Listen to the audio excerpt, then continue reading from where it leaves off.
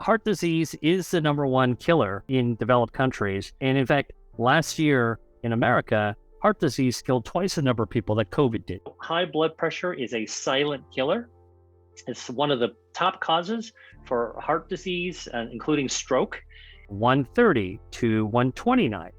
1 point lowers your risk of having a stroke by 5%.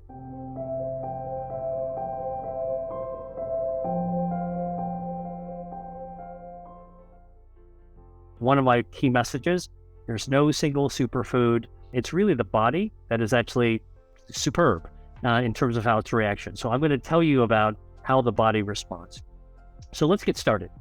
First, I want to share with you this idea of food as medicine. You've probably heard about it before. And food as medicine is not literally prescribing foods in order to be able to treat a disease, although there is that effort as well.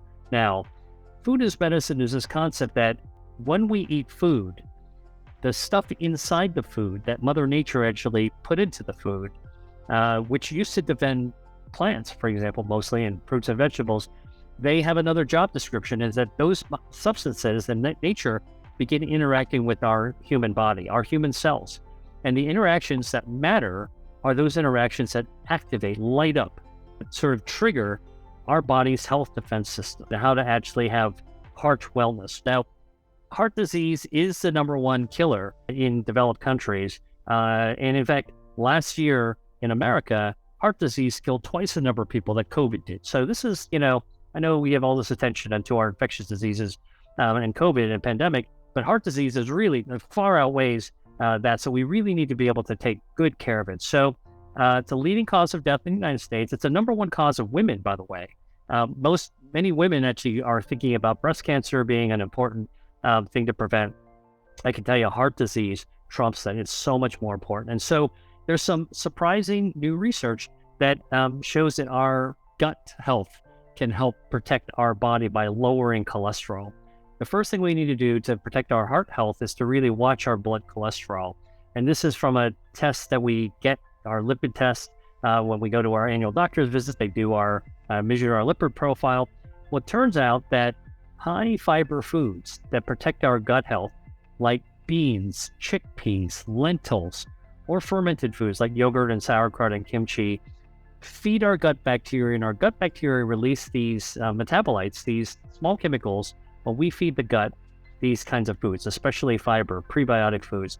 And these little particles that the microbiome, our gut bacteria release, actually helps to lower our bad cholesterol and help us have more good cholesterol. So this is actually a really important thing. If we feed our gut bacteria well, they pay us back by helping us manage our lipids, our blood cholesterol. Second thing that I've been working on is how to watch your blood pressure. So high blood pressure is a silent killer. It's one of the top causes for heart disease, including stroke. And one of the things is that, I'm sure many of you know about high blood pressure. Some of you may be taking high blood pressure medicines, but one of the easiest ways to control high blood pressure is to watch the amount of sodium that we actually have in our food. So cutting down on your sodium, like salted chips, savory snacks, processed foods can often have a lot of sodium. Soup, canned soup, which I grew up on canned soup. If you go back and look at the can now, like a single can of soup can have 1,000 grams of sodium, which is just about all the salt that you need in a whole day. So in a single can of soup. And so going for low sodium and watching out sodium in your food, cutting it down or out is actually a really helpful thing. However, here is something really cool that I shared on TV. Research in food as medicine is showing that there are some foods that you can eat to help you lower your blood pressure more naturally. Beets and spinach both grow in the ground, and they contain a lot of nitrogen from the soil. And that nitrogen, when we chew our beets or spinach, chew, there is a gut bacteria that's in our tongue, microbiome in our tongue. Our mouth actually is part of the gut. And when we're chewing, the bacteria in our tongue naturally digests the nitrogen from the beets and spinach, and it converts it into a form that when we swallow it, it gets absorbed into our bloodstream as nitric oxide. And nitric oxide is a natural substance that dilates our blood vessels, lowers our blood pressure. And so beets and spinach are a natural way beet juice can do the same thing to lower blood pressure. Here's something really cool to know. If you lower your systolic blood pressure comes in two numbers. The top number and the bottom. Top number is called systolic.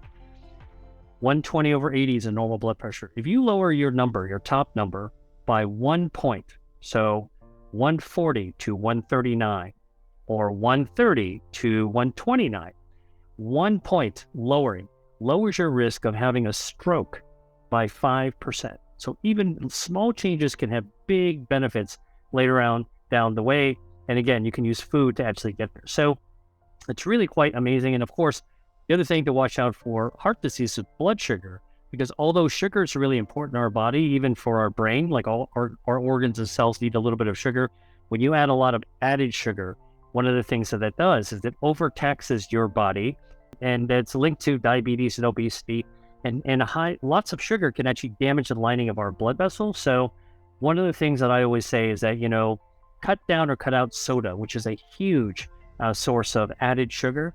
And if you like candies or cakes, really cut them down, eat them in moderation if you're a sweet tooth. And that's different, by the way, than eating healthy amounts of natural sugars in fruits and vegetables, because you're getting a lot of other things along with those fruits and vegetables: fiber, phytochemicals, polyphenols, and you get some natural sugar as well. But when you have candies or cakes or soda, you're really getting a gigantic load, a gargantuan load of sugar and bolus and not much else. So cut those down, cut those out. It's better for you, lowers your risk of diabetes and obesity. And by the way, your gut bacteria will thank you too, because high amounts of sugar also damage gut bacteria.